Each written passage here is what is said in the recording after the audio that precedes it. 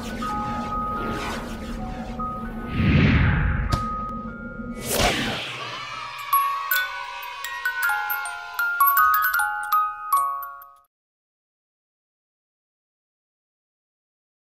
thank you. Hi everyone, my name's Mark Winterbottom. I'm the Safety First brand ambassador, and I also race in the V8 Supercar Championship.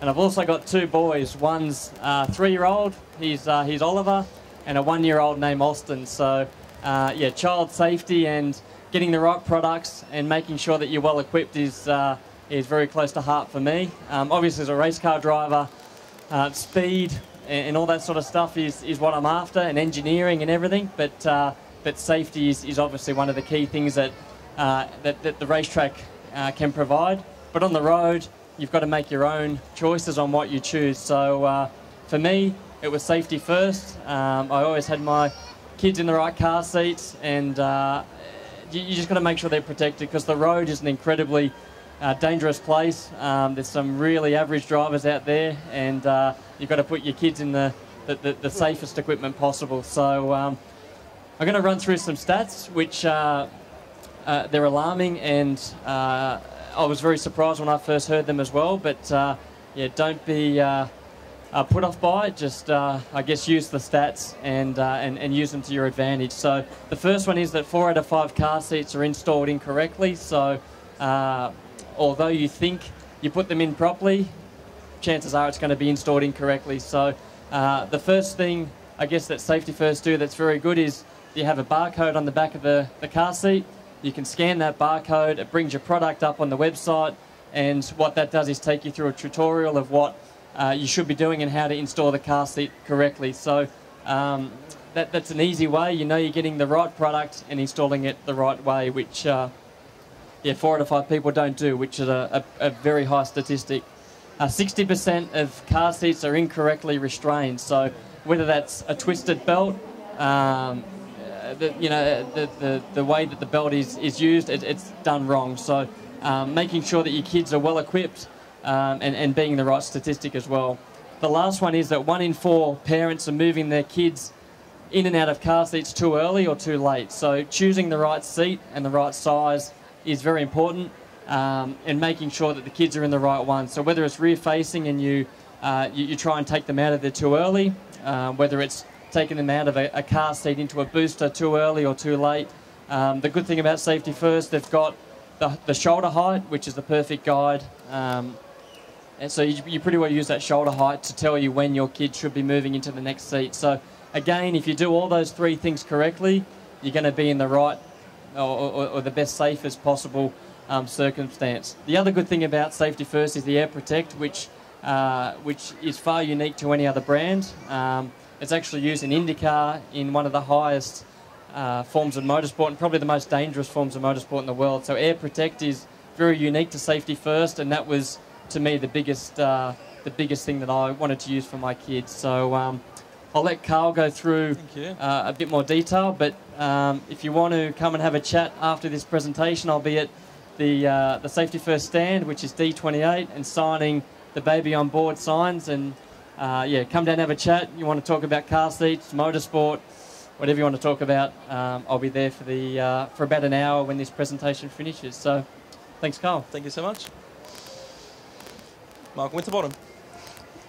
So my name's Carl. Thank you all so much for coming.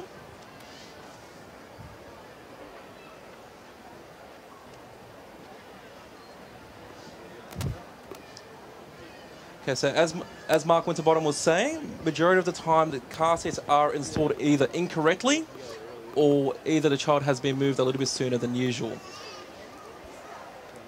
So we do have different styles or different systems of different car seats at different age groups.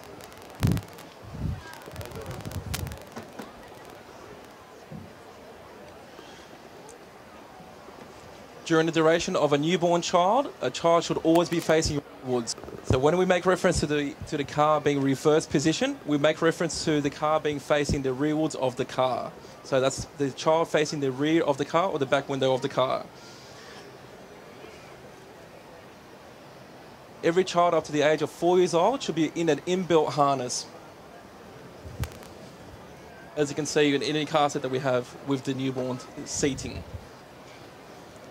A rewards car seat should be suitable from birth and should be in a capsule to approximately 6 months old. Most of the capsules that we supply are deemed suitable with most of our capsules with our prams. So you can transport the capsule into our prams into the interchangeable, which means you can keep the child asleep longer and transporting into the stroller without the ease of waking up the child and transporting the child back and forth.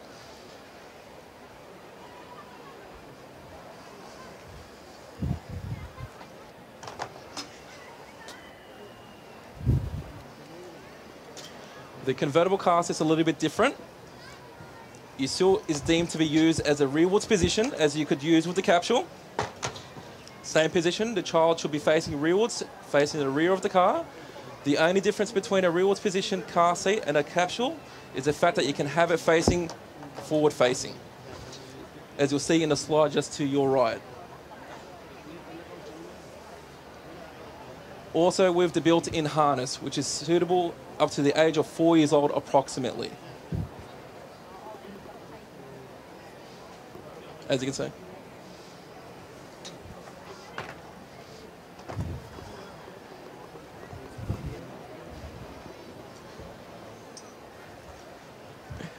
The convertible booster seat, or a booster seat, should be used from 4 to 8 years old. A convertible booster seat with an inbuilt harness can be used from 6 months up until 8 years old.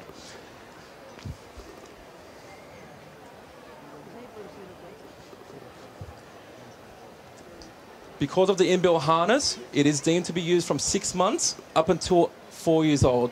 In saying that though, we do work on height markers, so depending on the child's age corresponding with the child's height. So depending on the child's age opposed to the child's height, on average it should be up to 4 years old to be used with a high marker to be used with the inbuilt harness. If the child is older, yet smaller, it is still deemed to be used. So corresponding with the age of the child and the height of the child, the height should be the major factor of the child in a car seat. May that be in a capsule, or may that be in a convertible car seat. Although the law requirements do state that the child has to be in a convertible car seat up to 4 years old from newborn, it still corresponds with the height marker on the side. So if you do have an older child that's outside of the 4-year-old marker, but not quite up to the highest marker, we do strongly recommend that you do keep the child in the car seat until they pass the height marker. So although the age requirements are deemed by law, it comes to the height marker in there. So please use the height markers opposed to the age. So as Mark Winterbottom was stating before, the biggest factor that we have is children growing out of the car seats before they should be going out of the car seats. So instead of taking a child out at 4-year-old on a 4-year-old birthday and putting them straight into a booster seat when they're not quite ready or not quite that height yet and they're not developed enough to be in a booster seat, please focus on the height markers opposed to the age. Not every child's going to be the same height, not every child's going to be the same weight. So please focus on the height. This is a convertible booster seat. The difference between a booster seat and a convertible booster seat is, strictly speaking, only the inbuilt harness. If I was to remove the inbuilt harness, you'll be left with a non-harness booster seat, which will be deemed to be used from the highest marker to the second highest marker. So the first two are to be used with the inbuilt harness, but the remaining two are to be used with the adult seatbelt or the sash belts. Most booster seats have a little belt guard on the side. Please make sure that you feed the belt on the side, just on the side. The reason for that is, if you were to use the seatbelt without being located through, or the seat locator, you will find that the seatbelt will be rising up against the child's face and cutting up against the child's neck. So we want to make sure that the seatbelt is guiding in the right path, away from the neck of the child and away from the face of the child. Every booster is to be deemed to be used up to 8 years old, but as of this state though, it's all to do with the height.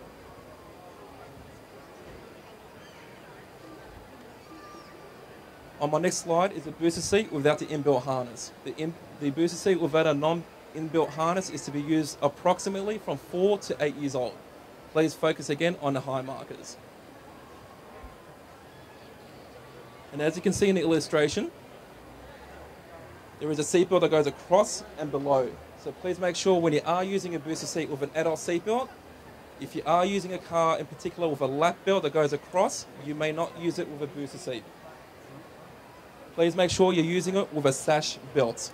So make sure that it goes across the top and across the pelvis of the child from below and goes across the chest of the child also.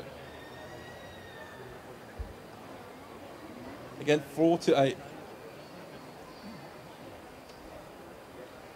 So as I did mention before about the law requirements and also the height markers, as you can see on the actual car sets that we have on display here, it does work with the approximate age and the height of the child, of the shoulders of the child. So when you are corresponding the height of the child, please don't focus on the head of the child, focus on the shoulders. So as long as the shoulders are below the highest marker, that is when it's going to be deemed suitable. Please don't focus on the head, focus on the height markers on the shoulders. On all our safety first car seats, the belt paths are all labelled. So may it be forward facing positions on either the convertible car seats, which are meant to state exactly where the paths are meant to go. May they be in the capsule position or may they be in a convertible car seat. So strictly speaking, it's meant to inform you before you take it to an installation place or any kind of professional to where the seatbelt is meant to be going in. Majority of the issues are people are placing the seatbelt in the incorrect path, which means the seatbelt is not doing what it needs to do. So if you're installing the seatbelt in the proper path and where it is stating where it needs to be, you know firsthand you are correctly installing the car seat. So, for example, if you have the seatbelt going from the top when it should be used at the bottom, ultimately the seat is not going to do what it needs to do. So please focus on where the markers are showing. We're trying to keep it as simple as we can and in plain sight, just to make sure that it's easier. And I'll be going a little bit more detail on that too. The top tether is pretty much your anchor strap. So every seat needs to be used with an anchor tether strap as part of the Australian law. The height markers, as you can see, are labelled as 2 and 3. The ones you see on display are the actual reference to a booster seat. So it's telling you when to use the inbuilt harness opposed to when you're meant to be using the adult seatbelt. These are the law requirements to an approximate age group and where the child needs to be used. So from a newborn to a 6-month should be in a capsule position or a rearwards facing position. From 6 to 4 years old needs to be in exactly the same position as this one here, or this one here, in the forward facing position. And then from 4 to 7 or approximately 8 years old is to be used with a booster seat, as I already covered previously. They're the belt paths, as I was mentioning before. They're clearly labelled as blue, yellow and red, as you'll see in the next slide. Essentially the blue is to inform you of the rearwards, the yellow is to mention you of the forward facing position, and the red's to mention to be used with the adult seatbelt in the booster position. So that's when you're using it with the inbuilt harness opposed to using it with the adult seatbelt. Literally about to pop. The top tether, depending on the car manufacturer, you might have an anchor point, which usually looks something like this. So this might be placed in the roof, in the back of your seat, on the parcel tray, or in the back of your boot, depending on the car manufacturer that you choose from. If you do find that the tether strap is short and it's not reaching enough, please make sure that you purchase an extension strap and do not use anything outside of the ordinary.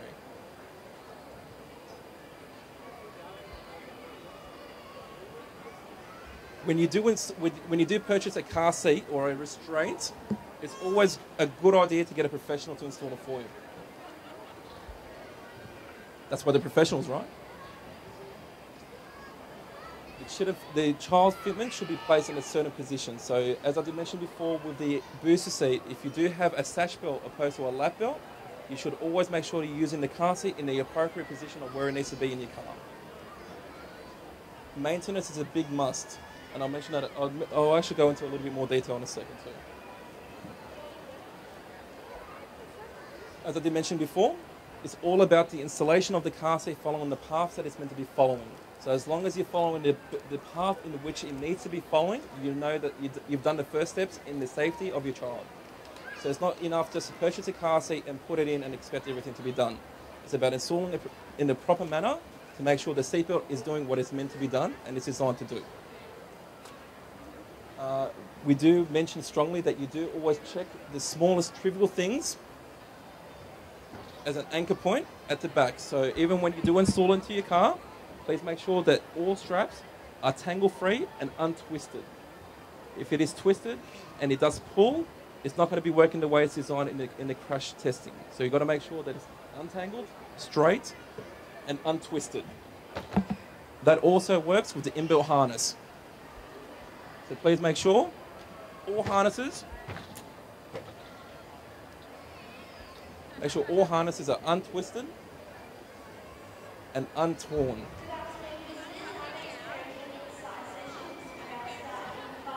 Always make sure also, please, as the last point is a very important point, make sure there is no loose items in the car. Please make sure there isn't any toys or umbrellas or shoes in the boot. Essentially, they work as projectiles in case of an accident. So we do strongly recommend having a mesh in between the back seat and the boot to stop these items from going into your front and essentially causing more injury than it should be.